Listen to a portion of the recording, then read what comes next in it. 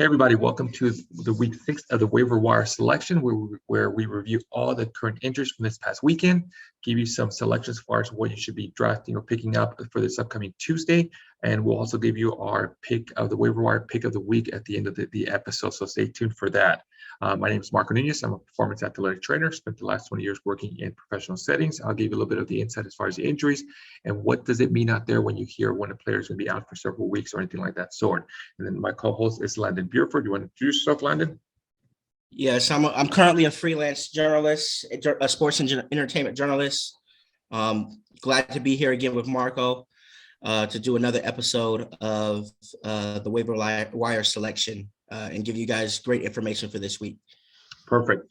So welcome everybody. Make sure you hit the subscribe button so you can get weekly notifications when we do post up these shows. Our goal is try to get them out every Tuesday morning, so you can listen to it and be ready to do your selection for Tuesday evening when you have to submit the your selections. So let's get started. Obviously, we're going to go with the very first one, probably the main one, the one that everybody's talking out there. I know I'm a little concerned because I have him in one of my leagues. Actually, I have him in two of my leagues. Is Saquon Barkley. He sustained a left ankle sprain yesterday. He left the game. Now, his ankle sprain was very similar to a basketball player ankle sprain. When you see a player, one of the reasons for that is that he jumped up in the air. He landed on that left ankle. He put all his weight on that ankle. And then two, his foot also landed on an opponent's ankle. That's very common in basketball, especially when you're in the paint. When you see a center, you see a power forward, somebody jumps up, and as they're coming down, their foot lands on somebody's ankle. So two things occur. One, we have an inversion where the ankle kind of rolls in this way, but then you also have a plantar flexion where the ankle rolls in this way and kind of rolls in at a little bit at a weird angle. So oftentimes you're going to sprain what's called the calcaneofibular ligament. That's very common, and also the ATF ligament in that area. So he probably has two. Now I saw a picture of it and it was already very swollen. People would ask me, what does that mean when you have all that amount of swelling in there? All that means is there was some kind of damage to the tissue, whether it's the ligaments or in the tissue. Now, the good news is that my understanding is that his X-rays on site were negative. So that's a huge positive. The question is now, they're going to send him up for an MRI, which should be today, Tuesday. We won't have the results for that. Now, the other downside what got me a little concerned, but it's not that concerning initially, is that he left in a boot and crutches. So that tells me one of two things. One, the sports medicine staff is just being very precautious. Now, granted, that's their franchise player, so they got to take all measures and be very careful with them. They just paid him too, I think, if I'm not mistaken. They just paid him too. So exactly. So they're going to take care of it. They're going to be very precautious.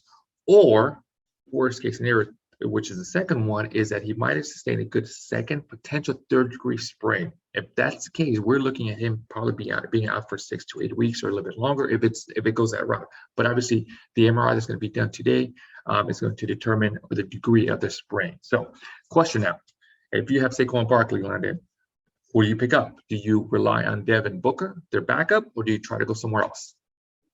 I would go with Alex Collins the way that he went, came out this week with the Seahawks if he's available. Obviously, Booker is a good option as Barkley's replacement on the Giants. Those are two that I can think of off the top of my head right now that I would go pick up.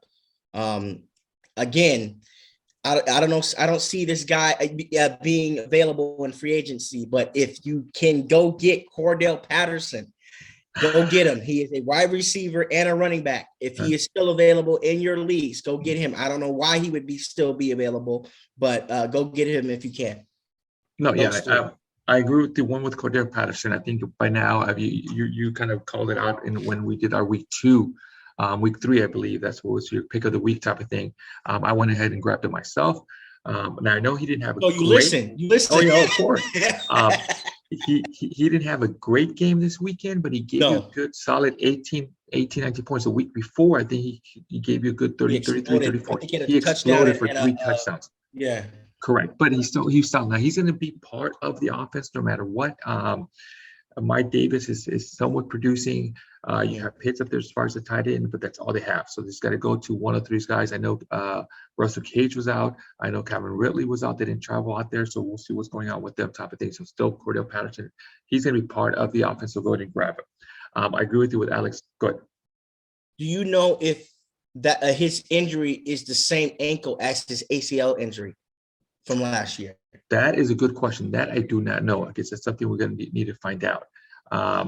But you know what? Here's the thing about the injury is that one, oftentimes the question was, is this a compensatory passion? Is this like an injury that was caused because he was weak, he was compensating, or anything of that sort? Now, in sports, we have what we refer to contact and non-contact injuries. And non-contact injuries, if he was running on his own and he stepped wrong and he rolled his ankle on his own with nobody around there, then I would see where you're talking about, hey, you know what? Okay, what's going on here? Did he not strengthen properly? Is he compensating? Is he getting weak in that area? Something like that. That is totally understandable. But in this case, there's nothing he could have done. There's nothing the sports medicine team could have done to try to prevent it. He jumped, he landed on the foot. Doesn't matter whether you were healthy, whether you were hurt, you're coming back from surgery, that ankle would have rolled no matter what. So in this case, this is what we refer to as contact injury. The example I give everybody, if you and I go for a rebound and I elbow you in the face, there's nothing you could have done. There's nothing sports medicine could have done to try to stop that. It was going to happen no matter what. So no, I don't think this was related to his ACL injury or his ACL issues type of thing. This is completely separate from that area. Now, are they going to rehab him considering that he has ACL injury? Of course. Now they got to kind of play it safe. This is going to be a second injury for him in 2 years. Now, granted, it should hopefully it doesn't require surgery, but they got to keep an eye on him for this part. So are they going to be conservative? I think they are, which for me, it kind of worries me, because I need him in my lineup on the way back. So between you and I think you brought up Devin Booker and you brought up Alex Collins. I agree with you on that part. I think long term, you may want to grab. I'm leaning more towards Devin Booker because Saquon's going to be out for probably a good 6 weeks. Chris Carson, on the other hand, I'm not sure what's going on with him. I expect Chris Carson to come back in a week or two. So if you pick up Alex Collins, but I also agree with you that you have Alex Collins on your roster regardless because Carson has throughout his whole career has been injury prone. Yeah, I agree with you. There's been something about Oklahoma State running backs where they don't finish either their careers fully. Shout out Barry Sanders, or Carson with his issues. So correct. And I agree. Something about running backs from Oklahoma City, they don't finish the task when they're supposed to. Chris Carson has been kind of a little bit of injury prone the last couple of years. And then two, the other part is I think they're going to implement Alex Collins as part of the offense on a regular basis now. So it's almost going to be like a two-headed monster, so to speak, which I think they're going to share. And I think overall, Alex Collins is going to be the bigger winner on the part. You'll get Chris Carson. We know a couple of touchdowns here and there. He's going to do his normal role, but I think still keep Alex Collins. I agree with that part. DJ will be there too. I don't have too much faith in Penny. He hasn't been healthy since he left San Diego State. Agree. Going on like 4 years now, it seems like. So correct. And he's on IR right now, so he's going to be on IR for a couple of minutes. Seems like he's on IR every year. So. All right, so moving on, we're going to go the next one, the next high profile after we can talk about it. It's got to be Russell Wilson. It is going to be Russell Wilson, talking about the Seattle Seahawks. So Russell Wilson Thursday night sustained an injury to his finger, and they categorized it as a ruptured tendon, and I believe he had surgery over the weekend, and he's expected to be out a minimum of 4 weeks, if not up to 8 weeks. Now, in this case, somebody had asked me, well, how's this different from Kobe's injury? Remember when Kobe sustained that finger injury a couple of years ago, back in 2000, was it 2009, when we were against Orlando during that year during the championship type of thing. Yeah, because he taped it up. Yeah. And or even the Rondo injury last year or 2 years ago. Correct. In 2019. So here's a little bit different. So Kobe did not rupture his tendon. He ended up having what's called an avulsion fracture. So what this means, the difference between Kobe and Russell Wilson is that Russell Wilson, the tendon ruptured. In Kobe, the tendon did not rupture, but what the tendon did instead of rupturing, it pulled a piece of bone off the whole entire bone. So he had an avulsion fracture. So it means that the tendon stayed intact. Here, in this case, for Russell Wilson, was the opposite. The tendon ruptured, so it didn't take a little piece off the bone, and he didn't have a what's called an avulsion fracture. So in Kobe's case, the bone was so small that they rarely ever do surgery for that part, so they just let it heal. It'll create what's called a calcification, where the bone kind of starts healing itself. You tape it, he's fine. Here, the tendon will not heal itself. It can, but it's going to take a long time for it to do it. It'll take you a while. There's very poor blood supply, and that's the reason why they do it. So they go and surgically kind of repair it. He'll be back. Now, this one is also somewhat related, or it's somewhat similar to what Rajon Rondo did in 2019 on Christmas Day. Now, the difference here is that Rondo tore a ligament Russell Wilson tore a tendon. They were still kind of both soft tissues, same kind of concept. So when you tear the tendon, you can no longer move your finger because the muscle that kind of brings your finger up, it's not there anymore to attach it. So you have to do it. Same thing, Rondo. Rondo tore a ligament right up here that allowed his finger to kind of stay up in this place. So Rondo pretty much, if Rondo tried to do this, he couldn't do it. He ended up kind of something like this because the ligament wasn't intact. So they had to go in there. They had to go in there and repair the ligament. Same kind of concept. Rondo also came back, I believe, in about 5 weeks, if not mistaken. So for Russell Wilson, that window, 4 to 6 week window, is still there. I think they gave him a 4 to 8 window, so you can expect him as early as 4 weeks. I don't expect you to see him any sooner than 4 weeks. Week 10 after, they said most. I mean, I read some things. They said that he could actually be back at the earliest week 10 against the Green Bay Packers, is what I'm seeing. Because they have the bye week and week 9. He wants to come back earlier than he's supposed to, I guess. I mean, unfortunately for him, for Seattle, he's their best weapon. So I mean, I agree. So exactly. So he's not going to come back in week 8. They have week 9, they have the bye. So the earliest you'll see him is week 10. So if you do have Russell Wilson on your lineup or on your squad, obviously they're going to put him in IR. You put him in the IR squad section, or you're obviously going to bench him. Now, as far as backups, or who do you grab? Geno Smith was the one that came in. Now the question: do you trust Geno Smith enough to pick him up and put him in your lineup? 2, more importantly, also, how's it going to affect the receivers? If you have DK Metcalf, if you have Tyler Lockett, do you go ahead and sit them out and wait till Russell Wilson comes back? Because that's a good question that I'm contemplating right now, because I have Tyler Lockett in one of my leagues, and I'm actually really, really contemplating about sitting Tyler Lockett out until Russell Wilson comes back. The thing is, though, DK got a touchdown from Geno Smith. After Russell went out, I think Lockett got a couple catches from Geno afterwards, but that's where you're gonna have to contemplate. I think DK will be okay. I think Lockett will be the toss-up. Him and the rookie out of, I forget what college, the speedster that they use in jet suites. Those guys might be toss-ups, but I think DK will be fine. Well, that's good for those people at DK Metcalf. Unfortunately, not for me. I don't want to hear that, but it is what it is. But I agree with you, and that's why, as far as once I saw that, I was actually leaning towards benching Tyler Lockett. Now, obviously you play the odds and you play the probabilities. Can Tyler Lockett have a good game here and there with Geno Smith? Yeah, of course, by all means, he can definitely have a good game. So at this case, what I'd probably do is play the matchups, meaning if DK Metcalf is going up against a great cornerback for that week, then you could probably slot in Tyler Lockett for that week. But if DK Metcalf does not have a good, a matchup, a good cornerback's gonna guard him, so to speak, then you might want to sit Tyler Lockett. So for this case, from here on, go ahead. But I'll give Geno his credit. He's not a rookie quarterback, and he's been watching this for 4 years. So I'm more comfortable with Geno than maybe somebody else that has a rookie quarterback with some of these other. No, I agree. Yeah. The Giants backup, I'm not too keen upon, because I know Daniel, the Giants quarterback is hurt, the concussion, so he might not play, or he might play this weekend. So I'd rather take Geno over him. His backup. We'll say we ran into Daniel Jones. You brought him up with concussion, so Daniel Jones. Brissett with Miami, or Sam Darnold, if he's still available, is who I would take to replace Russell Wilson.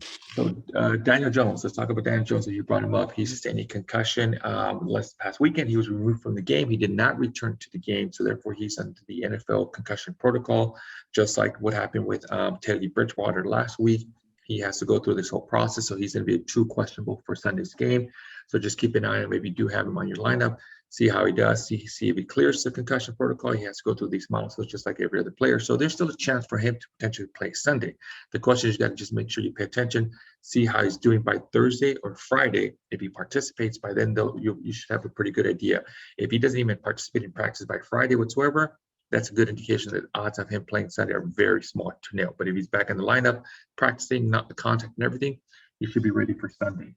So go with that. Next one we're going to talk about here, we're going to talk. We're going to touch upon a couple of Kansas City Chiefs players. Let's touch about two of them. They played last night, Sunday Night Football against the Buffalo Bills. Kansas City Chiefs did not look like the Kansas City Chiefs from 2 years ago. Last 2 years, yeah. They've been kind of struggling. So the first one. Now, the downside to this is there is no indication as far as the injuries for either of these players. The first one we're going to talk about is Tyreek Hill. He left the game with a knee injury.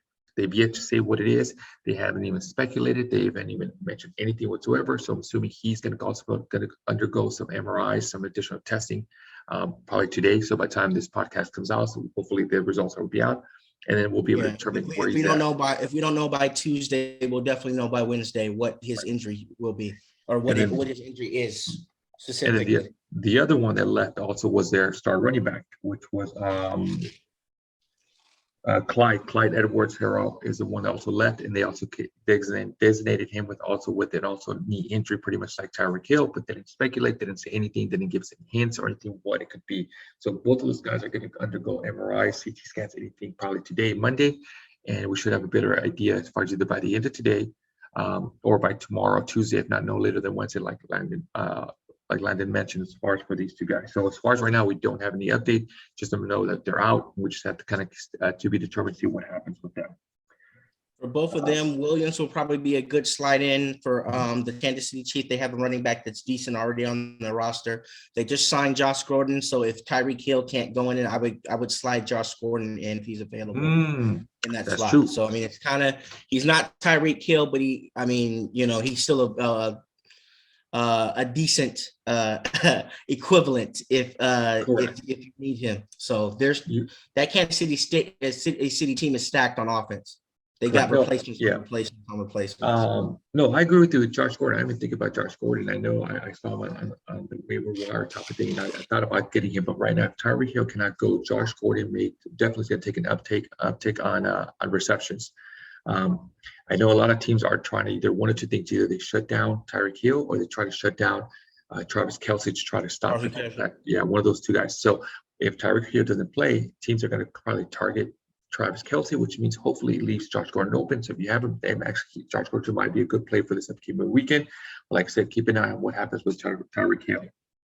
We're going to stick with receivers, and we're going to talk about Juju Smith-Schuster with the Pittsburgh Steelers. Now, he left the game with a shoulder injury. They haven't indicated anything as far as what kind of shoulder injuries. There could be several things. We can talk about a rotator cuff issue, rotator cuff strain. I didn't see the injury, how it happened, but he can potentially have an AC sprain. I know all we know is that it's a shoulder injury. Now, the one player that benefited from Juju being out, which I think he got a nice little amount of yards, was Claypool. Mm-hmm. So if you have Juju Smith and you want to try to sub in and get someone for this upcoming weekend, and you want to stick with the Steelers, you definitely want to go with Claypool as far as your waiver wire selection for this upcoming weekend. Subbing for Juju. I know you have praised a lot of the Arizona Cardinals receivers. Mm-hmm. I know last week you mentioned about, hey, you can probably grab any of the Arizona Cardinals receivers. Most likely you, but definitely not AJ Green or D Hopkins. Yep. Yeah. That part.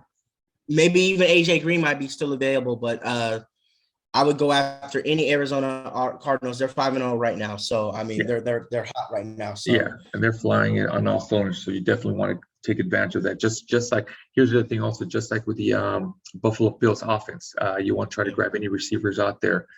Even the one you want to grab if he's still available, I would say Emmanuel Sanders. Correct. Now, Emmanuel Sanders is not my pick of the week. I got somebody else from the Bills, and I'll talk about him later down the road, and we'll see. All right, so we're going to move on to the next one. The next one we're going to talk about, I guess, one player in here is a high-profile player that was placed on IR, I believe, like on Thursday of last week, was Kittle with the San Francisco 49ers. Yeah. Now, the interesting part about this, and the reason why I bring this up is because my nephew has Greg Kittle, and he's like, he'll be back in 3 weeks. Now, he sustained a calf strain.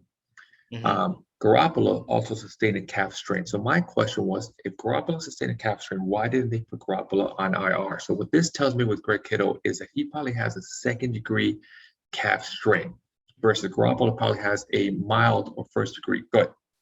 I'm going to ask you this, since we're talking about calf strain, we know that this became famous when Kevin Durant went down the first time against the Warriors, right? Yep. So how would you compare Kittle's injury to Kevin Durant's first injury, because we thought it was ACL related before, and they just kept saying it was a calf strain, and then also Anthony Davis's calf, air quotes, calf strain that was bugging him, that was also an Achilles related. How is that all intertwined? Correct. So Anthony Davis, I believe it was more of a Achilles tendinopathy issue. Okay. So there was basic tendinopathy, meaning that the tendon itself, it wasn't in the muscle, it was a tendon, it was inflamed, it had a little bit of what's called micro tears in there. So he was having discomfort every time he jumped and he pushed. Okay. Can that lead to calf strain? There's not been enough studies to sustain that, hey, you know what, if you have tendinitis, you're going to go ahead and sustain a calf issue. My lights just went out right here. I'll give you 1 second on that part. Second thing is that we're discussing Kevin Durant. Now, I don't know the details of Kevin Durant. I've heard a lot of things, rumors about Kevin Durant. I've heard that he's the one that wanted to push to play. The teams were trying to push him to play back and forth. So I don't know what happened there. And the parts was tough for me to speculate and kind of guess, because I heard rumors, hey, he wants to play. No, he doesn't want to play, blah, blah, all that stuff. Right. So that was kind of tough. Greg Kittle here. Go ahead. I was going to say, to the specific injury, there's rumors that he wanted to play. They wanted him to play to win this championship, etc., like you said. But I'm talking about, I guess, how can we pinpoint the injury? Because remember, they said 4 to 6 weeks with Kevin Durant. Then it went longer than that. And then, like, it went directly into the playoffs. They really didn't need him for the first round. They got rid. I forget who they played the first round. And then I think it might have been the Clippers. And then it went into, he's not being touched again until game 5, I think it was, of the Raptors game. And that's when he ruptured the Achilles tendon.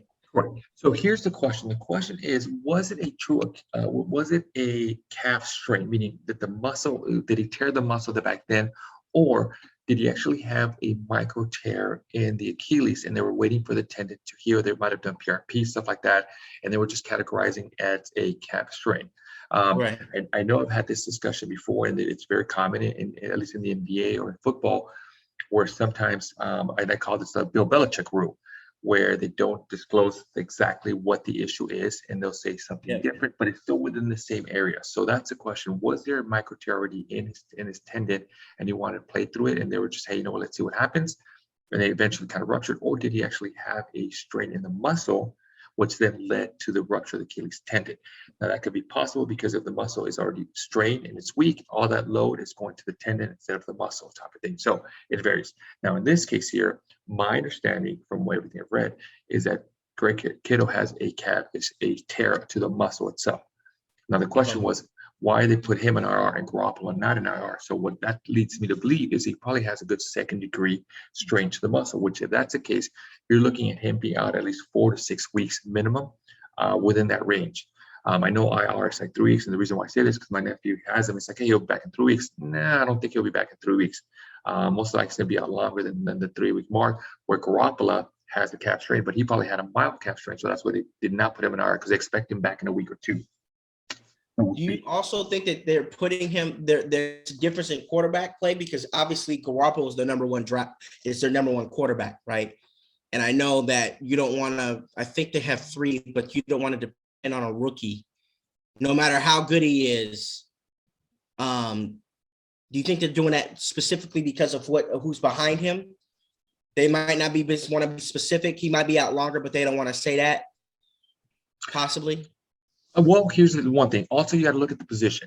Okay, as far as a quarterback, you don't move a lot, right? Garoppolo is not a scrambling quarterback, so there's not enough explosiveness going on. All you do is just do that 3-step step back, and then you toss the ball and kind of get rid of it, unless you're running for your life type of thing, because you have a defense kind of chasing you type of thing. Greg Kittle, on the other hand, is an explosive. He's a tight end, but he's an explosive tight end where he needs to be able to run, sprint, change direction, pivot, and turn type of thing. So there's a lot more stress on that muscle. So he needs that muscle more to be able to kind of do his job. Where I'm not saying Garoppolo doesn't, but Garoppolo just steps back, stays in the pocket, tosses the ball. So his movement ability is a lot less compared to Greg Kittle. So that might be the indication of the part where, we can tape an Achilles tendon rupture, we can put a heel lift in that area, reduce the pain, put a cast lead, and we kind of restrict how much movement he has. But if we restrict the movement, meaning then the player's not going to be able to move properly. And in the quarterback's case, they don't move that much, right? They do the 3-step back and then you're done. Especially if you're a pocket quarterback, unless, like I said, you're running for your life because you have a defensive player kind of chasing you. Greg Kittle, on the other hand, you cannot restrict the movement because he needs to be able to move. He needs to run. He needs to be able to get out there and do his job, type of thing. So I think that's part. Now, I know what you're referring to as far as the backup quarterback. That also obviously plays into it. You cannot say it does not. So there's all these other factors that plays into it, type of thing as well. Okay, that makes sense. All right. So I think we're gonna finish off. I'll let you decide. We're gonna either finish off with Damian Harris. The Patriots are not really. They're like what, 1-3 right now, 1-4 right now. They're down to their third string quarterback. It looks like they're going to probably have to sign somebody here soon or pull somebody up off the practice squad. I mean, the way that they're headed, having Sony Michel would have been great by now, right? They traded him at the beginning of the season to the Rams, right? That would be great to have right now, right? So I have a question for you. You being a journalist and kind of being around in that area, and the elements of being in the locker room and talking. Someone had asked me the question: did I think, or in this case, do you think Bill Belichick is in the hot seat right now? You mean job-wise, or are we talking job-wise? No, he's not in a hot seat right now. The first thing he's gonna say is, "I got you 6 Super Bowls, right?" And I've done all this. What's it called? They haven't been last year. They weren't really healthy. Mm-hmm. They just traded away, Stephon Gilmore. I think he's got at least 2 more seasons of leeway before if something happens, they would let him go. Because remember, he's the GM as well. So this would have to come from Kraft. It would the decision would have to come from Kraft. But if he keeps losing, he's there's only so much 6 championships can get you. You know what I'm saying? Well, it depends on who it is, because Rick Carlisle was, basically in the Maverick seat after winning 1 championship, hasn't sniffed the second round since that championship. So, it depends on who it is. If the owner's laid back like Mark Cuban is, but wants to win, you can be there for 10 years, right? Yeah. True. Kraft, they won championships. So, he's going to give him the benefit of the doubt, right? So, yeah. I agree with that. I wouldn't say he's on a hot seat, but with the players that are exiting, like Stephon Gilmore, you just signed him to a big deal. Now you trade him for a 6th-round pick. That starts to send, waves. You know what I mean? Like, and other people are talking about the Patriots too. Randy Moss, eventually was traded away. Tom Brady left. You know what I mean? Like, if you do that to your franchise player, people are, you've been in locker rooms. These players are talking to each other, even to players on the other team, seeing if they want to come next year. You know what I'm saying? So, correct. And look what they just did to Cam Newton, even though, Yep. No, and I agree with you. And that's what I'm saying is I don't think his seat is burning hot yet, but, there's questions being asked. Yes. There's questions being asked. This is the second.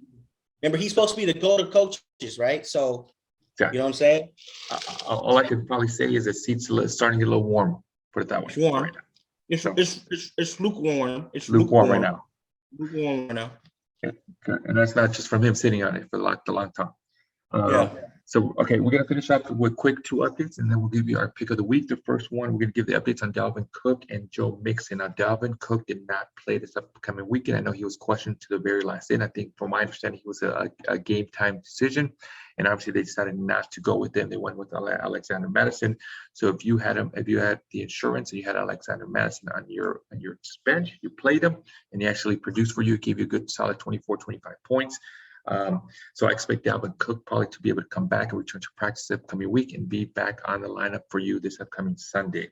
Joe Mixon, on the other hand, did return, but he did not log in his normal minutes like he did the week before, because he was still kind of hindering from the ankle sprain. So he was not 100%. They had a couple of Perrine kind of showed up in there. I think he got a touchdown run as well. So Joe Mixon was in there. So if everything goes according to plan, and as long as Joe Mixon didn't have any setbacks, you should expect him back on the regular lineup this upcoming Sunday. Those are the two updates. Now we're going to finish up our segue, our podcast. Go ahead. Can you get Joe Burrow in there? Because what is a throat contusion?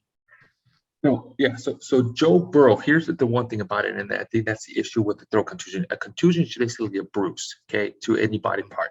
Now, that's all it is. But when it comes to the throat, because you have your esophagus in there, that's different things. You can survive with a contusion or bruise to your thigh. You can survive a contusion or bruise to your elbow or your stuff like that. But in this case, because it's in the esophagus area, you have a bone, a higher bone in here that you have to be very careful. One that didn't fracture or didn't rupture anything. That's why you probably was hospitalized. Two, in here you probably have a little bit of swelling that occurs. Now, in this area, you got to be very careful because if there's swelling that occurs, worst case scenario, knock on wood, it can restrict your airway at the same time. Windpipes and stuff like that, yeah. Exactly. Not only that, but also your eating ability. When you drink, you swallow anything, that's going to kind of hindering, or you may have discomfort. Now, in this case, just kind of like you and I talked, like we talked about, and we discussed Greg Kittle and Garoppolo with the calf strain. In this case, you're a quarterback. What do you do as a quarterback? You yell, you scream, you got to play calls, right? Yep. So if you cannot scream, you cannot talk as a quarterback, you're a signal caller. How are you going to communicate this to your other team, especially on an audible play? So in this case, someone like a receiver that sustains a throat contusion, they don't need to say anything. They just put up their hand. Hey, I'm open. When they're running down the field, they're fine. But in this case, so that's why sometimes I've talked about where certain injuries are more debilitating based on position. Okay. And on position because of what occurs. Just like in baseball, if you have a blister in your index finger for a pitcher, you're done. It's going to adjust the way that you throw something. Yeah, exactly. Exactly. So certain injuries or issues are very debilitating and can shut down a player based on the position, who they are, where they play, type of thing. So in this case, it's something that's debilitating for the quarterback because they need to yell and scream and stuff like that. So, but bottom line, it's just a contusion, meaning it's just a bruise, but it can be very comfortable, especially here in the neck area, because you have your esophagus, you have your airway, you have a little higher bone in that you have to be very careful about, type of thing. So you have to monitor him. So it sounds like, obviously it doesn't sound bad, and it doesn't have to be bad, but it can potentially be something major. So that's why he's got hospitalized, because they want to keep an eye on him. Have you seen that happen? How often does that happen in the NBA? Or it does happen a lot, especially when you're in the paint and you have the centers kind of doing this, throwing their elbows, trying to kind of get the block, and you get a guy kind of get hit right in that area. So it doesn't happen as often, but you will get it.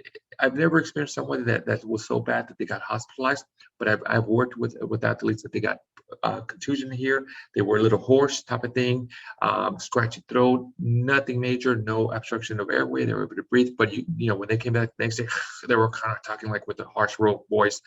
All we did is basically, to ice the area, is we just gave them cold liquids. You just kind of constantly just be drinking cold liquids to try to ice from the inside.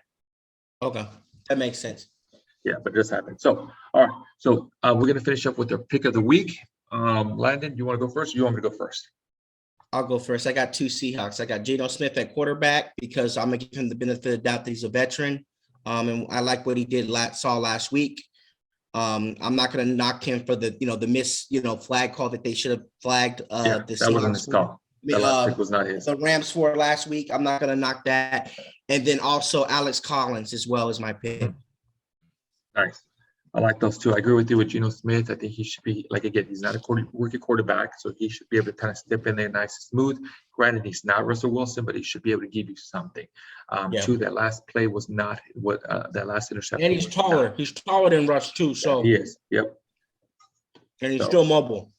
Now, my pick of the week, I'm going to go a little bit different. I'm going to go with the Buffalo Bills. I know I have mentioned Emmanuel Sanders, but he's probably already gone. But the one, if you're looking for a tight end and you're looking for someone that's giving me points, I'm going to go with Dawson Knox. Dawson has scored a touchdown in the last 3 games in a row. I think last week he even scored this week he scored 2 touchdowns. He's getting receptions. He's getting looked by Josh Allen. So my pick of the week, if he's still available, if you need a tight end, or if you want to throw in it as a flex, Dawson Knox. That's my guy for this week. So that's my pick of the week.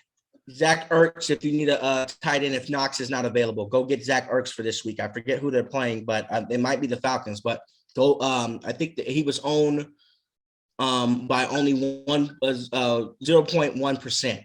of people. What Yeah, what I Zach Ertz saw. isn't on the lot, so go ahead and grab it. So, Yeah. all right, everybody. That's the show for today. Thank you for stopping by. Like I said, my name is Marco Nunez, performance athletic trainer. If you guys want to follow me on Instagram at Marco A Nunez 17. If you want to DM me for any questions regarding any injuries, updating throughout the week, feel free to do that. Landon. You can catch me on everything at Landon Buford, LANDON BUFORD. That's at Landon Buford on Instagram and Twitter. And if you want to see my writing, you can see me at LandonBuford.com. All right. Thank you very much. That was the show for today. Stay tuned for next week. We'll drop the next week on Tuesdays. Thank you, everybody, for listening. And again, make sure you hit the subscribe button so you can get daily updates when we do post up these recaps for the week. Thank you, everybody. Take care. That's a subscribe button.